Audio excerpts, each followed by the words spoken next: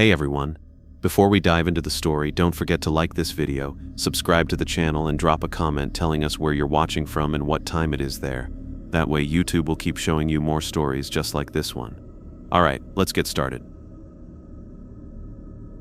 I've been rich for 20 years. Not doing okay rich. Not a bonus season rich. I mean obscene. Apartments that float above the Manhattan skyline. A glass house leaning over a cliff in Big Sur. A villa in Umbria with cypress trees that look like watchmen. I stopped counting after my third private chef because numbers felt like sand through a fist. And health? I don't catch colds. I don't get checkups. I sleep 5 hours and wake up fresh as a blade. People ask me the same question at every benefit dinner and on every deck with a view that makes your tongue go quiet. What's your secret? I tell them lies. Hard work. Timing. Great team. But my wealth, my life, is not mine. It belongs to the man I met on a subway car 2 decades ago when everything tasted like failure and metal. I remember the night like a smell. It was February. The kind that needles your gums when you smile. I'd lost 2 clients. My landlord had taped a polite threat to my door. Inside my wallet, $43, a creased punch card for a coffee place that had already closed down, and a photograph of a woman who'd left the same week every plant I owned took a unanimous vote to die. The train was almost empty. A man in a dark overcoat sat 3 rows down, a brimmed hat knifing his face in half. I might have missed him if he hadn't been looking at me with the kind of stillness that has gravity. The train shuddered into 14th Street. He stood, crossed the aisle, and sat directly across, close enough that I could smell winter on his coat. His voice wasn't loud. It didn't need to be. I can give you everything you've ever wanted. I laughed because my mouth didn't know what else to do. My laugh hit the windows and fell to the floor. Everything, huh? All the money you can dream of, he said. Perfect health. A long, long life. What's the catch? He smiled. It was a thin, educated smile, like a surgeon showing you the instrument that would change you forever. 5 small things, every day, forever, fail. A single fingernail tapped the rail, and you lose everything. Desperation makes you polite to monsters. What things? He reached into his coat and took out a folded paper that felt older than the car we were sitting in. He slid it across to me. I can still feel how dry it was, like the inside of a book no one's opened for a century. On the page, in slanted ink, 5 lines. Place a gold coin where no one sees you do it. Feed the blackbird at your window. Shatter a mirror before noon. Burn a contract. Write the name of a stranger in the black book. Underneath, do this every day. Do not stop. I looked up to say something, anything, and the seat was empty. The doors hadn't opened. No footsteps, just the smell of the cold and the paper in my hand. I thought it was a prank, or a nervous breakdown with better handwriting. The next morning, I walked to a pawn shop on 3rd Avenue and traded $40 for a gold coin that looked like it wanted to be forgiven. At 7:32 a.m., I slid it beneath a loose cobblestone in an alley that even rats filed complaints about. When I got home, I scattered bread on my windowsill. A crow landed like a verdict. He was glossy and enormous. He watched me with eyes that weren't eyes but polished stones cut to look like them. I fed him. At 10:11 a.m., I took a small mirror from my medicine cabinet and broke it in the sink. The sound was a polite scream. At 11:05 a.m., I burned an old freelance contract I'd kept because it made me feel like I'd been valued once. And at noon, I sat on a bench in the park, opened a little black notebook I'd bought at a bodega for $1, and wrote the name of a stranger who passed me wearing a green scarf. Peter Klein. The letters looked like surrender. Nothing happened. No thunderhead. No choir. I felt like an idiot. Then, at 7:03 p.m., the phone rang. An old client. He had a tip that smelled like crime, but tasted like luck. I put in what little I could on the margin, because hope is a drunk driver. 2 weeks later, I made $40,000. The next month, I did better. The month after that, better still. I named the crow Ash. He came every morning at the same minute, the exact minute, and pecked the glass if I was slow. The ritual nested into the bones of my mornings. Coin, bird, mirror, fire, name, coffee after, shower, calls. Deals that seem to walk to my door wearing their own signatures. You think you're steering at first. You think the ritual is a quirky superstition. You think you can stop. That's the sweetest lie it tells you. Years passed the way a candle burns, unnoticed, until you see the pool of wax like a small, bright grave. I bought a life so large it required staff to remember it for me. I learned the ways rich people describe weather, which is only to say the ways they describe other people's discomfort. My blood work, when I bothered, came back like I'd been cut from a fresher man. The mirror became a daily casualty. My house staff started ordering them by the dozen. Accidents, I told them, smiling. The black book filled with names that looked random until they didn't.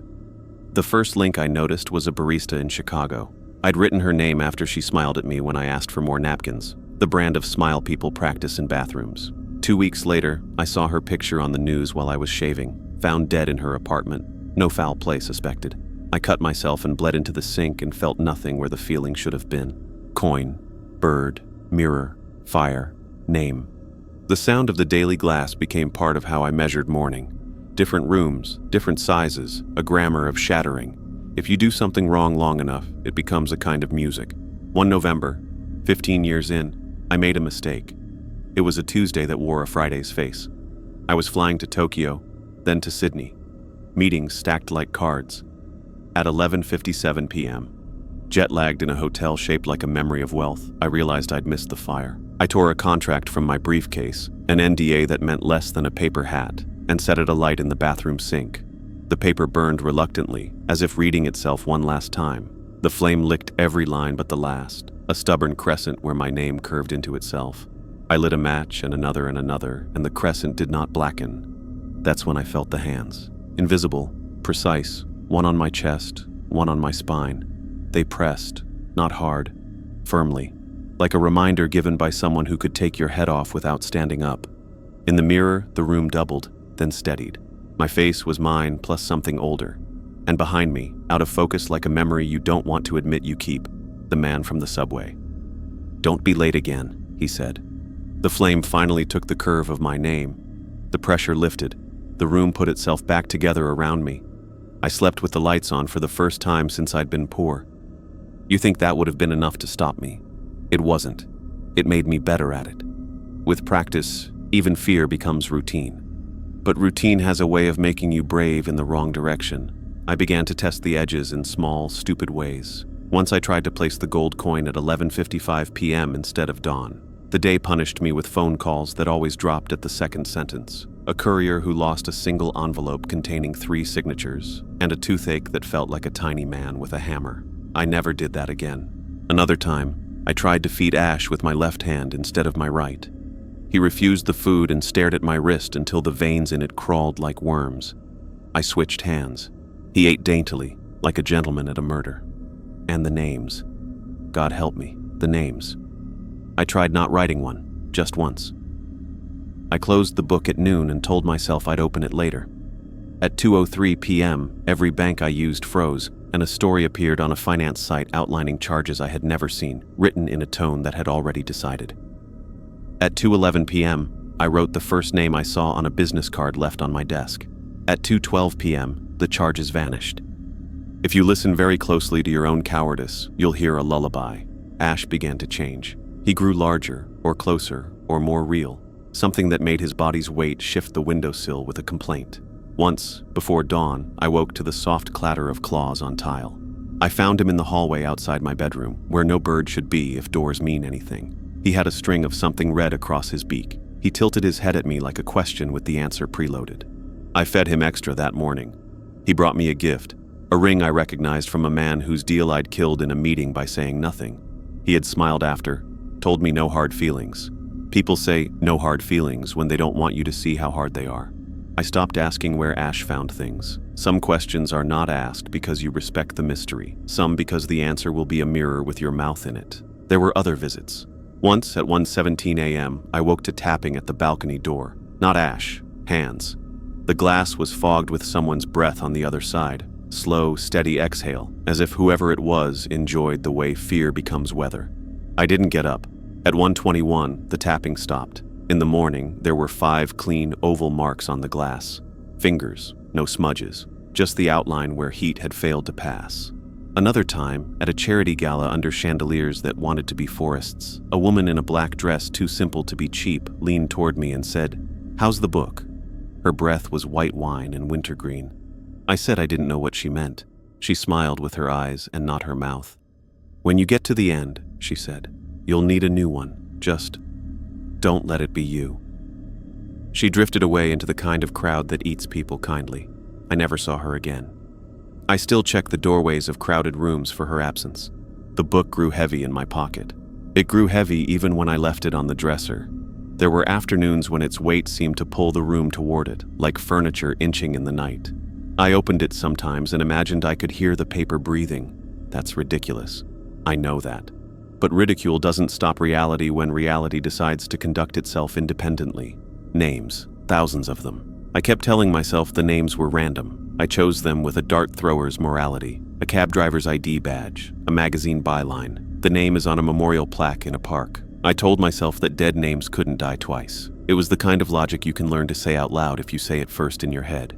And still, there were days when guilt crouched by the bed and put its chin on the mattress so I would see it first thing. On those days, I fed Ash extra, placed the coin with a little ceremony, burned a contract that hurt to burn, a lucrative one, a symbol, a confession. The world rewarded me as if I'd told it a joke it wanted to laugh at. I got older. My friends did too. Some of them died in acceptable ways for our tax bracket. Some folded in on themselves like notes passed back to the front of a classroom. I kept not dying. I kept not getting sick. I kept waking up to a body that made its own bargains without consulting me.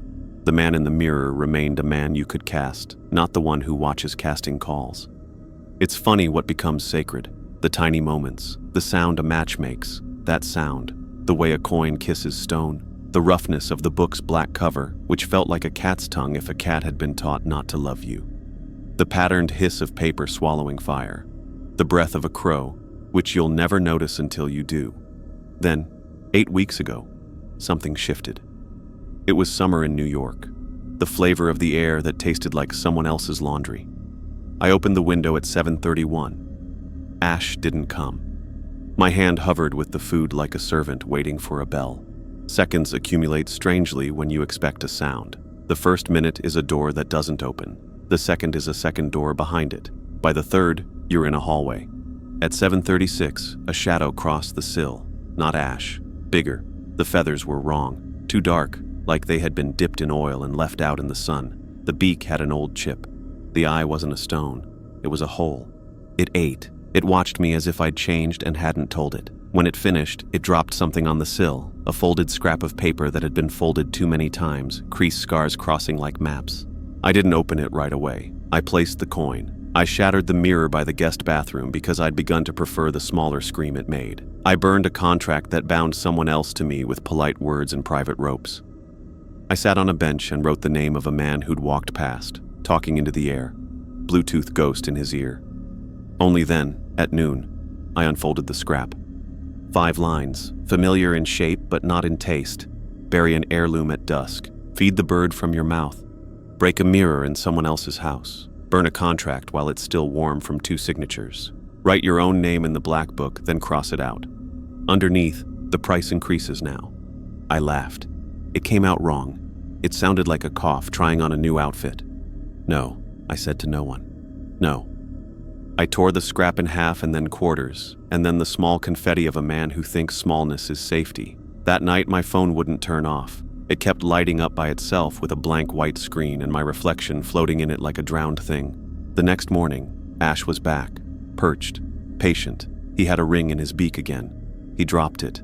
It rolled, a small orbit on the marble, and stopped at my bare foot. It was my mother's ring, the one I buried with her in 2001. The gold was bent, as if something enormous had worn it too tightly. I fed him. I didn't ask how. I learned a long time ago that grief, like wealth, has rules. The first is that you don't always get to pick when it visits. The second is that you can never invite it to leave. A week later, a second scrap appeared, tucked beneath my door like a love letter from a country with no borders. Increase the offering or decrease the life. I considered leaving. I imagined running to a place where glass breaks by accident and birds are just birds. Then I remembered what happened the last time I didn't write a name, and how fast a city can unmake you when it decides you're already gone. I tried to bargain. I burned better contracts, costlier ones. I fed Ash more. I placed 2 coins instead of 1. I shattered 3 mirrors before noon. At 11:58 a.m., the bathroom looked like a snow globe of bad luck. It didn't matter. Each night, the phone lit, and somewhere in the rooms I never used, a small tapping wandered from wall to wall, undecided which part of me it wanted. I told myself I could do the easier ones: bury an heirloom at dusk, break a mirror in someone else's house. The first required a grave and a theft. The second required a friend. I chose Gregory because he believed me the least. He had perfect teeth and a boat he didn't know how to steer. His apartment was more art than shelter, concrete and glass that made your bones feel like counterfeit. He laughed when I told him about the ritual years ago, the way men laugh when they've never been asked to be afraid by anything except a mirror. "Come by for a drink," he texted. "Break all the mirrors you want." He was joking. I brought a small hammer in a computer sleeve because I didn't trust jokes. I waited until he took a call on the terrace. I went to the guest bathroom because rituals ask for privacy even when they don't need it, and I swung. The mirror cracked like a smile that didn't mean it. I hit it again. Again. The pieces fell into the sink, into my hands. One shard kissed my palm open. The blood was immediate and annoyed. I wrapped the hand in a towel with his initials on it and stuffed the shard in my pocket because I am sentimental when I shouldn't be. On the way home, the city felt tilted. The crosswalk signals lagged in a way I couldn't make the math of. Every red light held for a beat too long, the kind of beat that musicians say makes the groove. I moved through it like a man crossing a room he used to own. That night, I woke to the smell of dirt in my bedroom. I sat up and saw a line of soil from the door to the bed, the kind that crumbles when you breathe on it. There were small, deep punctures in the dirt, like claws, like punctuation. At the foot of the bed, a little mound. I touched it. It collapsed. Under my fingers, the cool oval of my mother's ring. Enough. I said it to the dark. The dark didn't answer. It never does, which is the worst kind of answer. The following day, I was scheduled to sign a contract at 10:30 a.m. A real one. 2 signatures. Sweat was still drying on the paper. "Burn it while it's warm," the scrap had said. I canceled the meeting with a lie about a stomach flu because shame is a stomach condition. We rescheduled for Thursday. Thursday came, and I sat in a glass room with a man whose handshake was an audio track of his aspirations. We signed. His pen squeaked in delight. I took the contract into a side office with a view of other men making their first mistakes and set it alight in a steel tray. The heat licked my knuckles as if to say closer. I didn't say sorry to the paper. I should have. It was the first thing in days that felt uncomplicated. That night, I dreamed of a book with my name on every page. I woke with my mouth full of ash that tasted like almost. The last line on the scrap, the one I'd refused to read twice, nested in the back of my throat. Write your own name in the black book, then cross it out. I carried the book to the balcony at dawn, as if sunlight had ever talked monsters out of their jobs. The city below was already complaining in its favorite language. I opened to the next blank line. The paper had a little give to it, like a chest. My pen hovered. I told myself the crossing out was the point, that it would be symbolic, a spell against a spell. I told myself words the way people tell children bedtime stories, when the endings are not happy, but have the good manners to be beautiful. I wrote my name. The letters looked like someone else had been wearing my hand. I drew a line through them. It wasn't clean. It hesitated where the curve of the last letter rose. The ink pooled for a second, a beaded doubt. The city breathed out. Somewhere, far away, a car horn complained. A siren decided to be late. Ash landed on the railing, closer than usual. He looked at me with the exactness of an appraisal. "Is that it?" I asked him. Ridiculous. He lowered his head and opened his beak. A soft, wet sound fell onto the stone. I looked down. It was a small, blackened crescent of paper with the last curve of my signature on it, charred and perfect. The phone buzzed. Unknown number. I answered because I always do. "Don't cross out what you can't afford," the voice said. It wasn't the man from the subway. It was more than one voice, braided into a single failure of the speaker to be alone. "I did what you asked. The price increases now." The line clicked dead. The screen showed me my face again, and for a second, behind my shoulder, something that looked like a hat brim and wasn't. I didn't go to work. I didn't shower. I put on the first clothes my hands found and went walking because movement makes thought feel like you're doing something about it. I walked past the park where I'd written my first name. The bench had been replaced. Progress always removes the places where you became someone else. At dusk, I went to my mother's grave. I brought a trowel because ritual is a kind of courtesy. I dug at the corner because disturbing the center felt like asking for a language I couldn't pronounce. 6 inches down, The dirt changed. Softer. I kept going until the trowel hit something that made a sound like a door I didn't want to open. It was the ring. Bent. I buried it again where she could laugh at me for thinking things are where you leave them. On the way home, I passed a brownstone with its door propped open by a box of groceries. I could see a mirror in the hall. My hand went to the shard of Gregory's mirror in my pocket, absurd and perfect. I stepped inside and raised my arm and stopped. A child's voice from the kitchen. "Mom?" I backed out. Some lines you don't cross if you want to keep the thin thread that calls itself your name. At 7:31 the next morning, Ash was waiting. He didn't peck. He didn't blink. He watched. I fed him, and he did something he'd never done. He leaned forward and took the food directly from my lips. It was quick and awful and intimate. A kiss you give to a god that has already taken your answer. When he finished, he clicked his beak as if counting. I placed the coin. I broke the mirror. I burned a contract. I wrote a name I'd taken from a billboard because this is who I am now. The phone didn't ring. The hands didn't press. The air settled like a solution. For a whole day, the world stood in the shape I remembered. That night, I woke to the sound of wings in the bedroom. Not one set, many. The dark moved in a way that made the dark feel crowded. I didn't turn on the light because some truths are for the skin, not the eyes. Feathers brushed my arms, my face, like a parade of soft knives sheathed for now. A beak tapped my lower lip. I opened my mouth. A small, warm piece of bread was pushed in. I chewed. I swallowed. Somewhere in the room, a voice, mine, or a version of it kept in a jar, said, "Good." In the morning, the black book lay open on the nightstand. My name had been written again. Not by me. The line I'd drawn through it was gone. I took the book to the balcony. The city was already practicing being louder than the truth. I tore the page out. I tore it again. The pieces drifted like dead moths. On the railing, Ash watched with impolite interest. When the last piece blew away, he stretched his wings, which were larger than they had been yesterday, and made a sound I'd never heard. A low, pleased growl that didn't belong to birds. I say all of this so you'll understand what I'm about to do. Tonight, I am not writing a name. I can feel the objection gathering like weather. I can feel the pressure in the room, polite and patient, deciding which part of me it wants to remind. I set a gold coin under a stone this morning, careful as a prayer. I fed Ash from my mouth and tasted the air that lives inside birds. I broke a mirror and swept the glass with a care that felt obscene. I burned a contract that would have made a younger version of me glow, but I did not open the book at noon. It's 11:57 p.m. now. The phone is face down. The tapping has started on the far wall. Closer, closer, as if walking on its hands. I am speaking this because speaking is the only rebellion that still feels like it belongs to me. If I don't say a stranger's name, perhaps I keep them. Perhaps I lose myself. Perhaps those are the same thing. Listen, can you hear it? The wings, the glass, the match scraping the edge of the world, the way the room leans, the way a city holds its breath. Ash is at the window.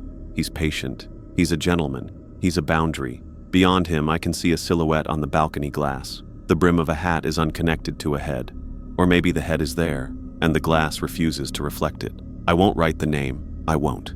My hand is moving. My hand is moving. It is holding the pen. The book is open. The paper is breathing. It is a chest. It is waiting for a name. It is waiting for mine. There are sounds in the room that sound like people in the next room whispering about you at a party you threw for them. The pen is touching the first letter. The letter is a door. I am on the threshold. I am older than I've ever been, and younger than I will ever be again. You asked me my secret. Everyone asks. Here it is. I do 5 things every day to stay rich and to stay alive. I place a coin. I feed a bird. I broke a mirror. I burn a contract. I write a name. When the book is full, I will need a new one. When the mirrors run out, there are always more houses. When my mouth is empty, a beak will fill it. When my pockets are light, a coin will appear in the palm of a man who believes in luck enough to bend down for it. The price increases now. There, it's done. If you're listening, if you find yourself staring through a train window on a winter night and someone sits across from you and offers to rearrange your life into a shape you can live inside, ask them for the paper, read the 5 lines, laugh if you want, then fold the paper and put it in your pocket. If you're like me, you'll do it anyway. If you're lucky, you'll only be rich. Ash is gone. The room smells like a contract cooling. On the sill, something small and bright winks like an eye. A ring. Not my mother's. Mine. I don't remember taking it off. The phone lights. An unknown number. I answer.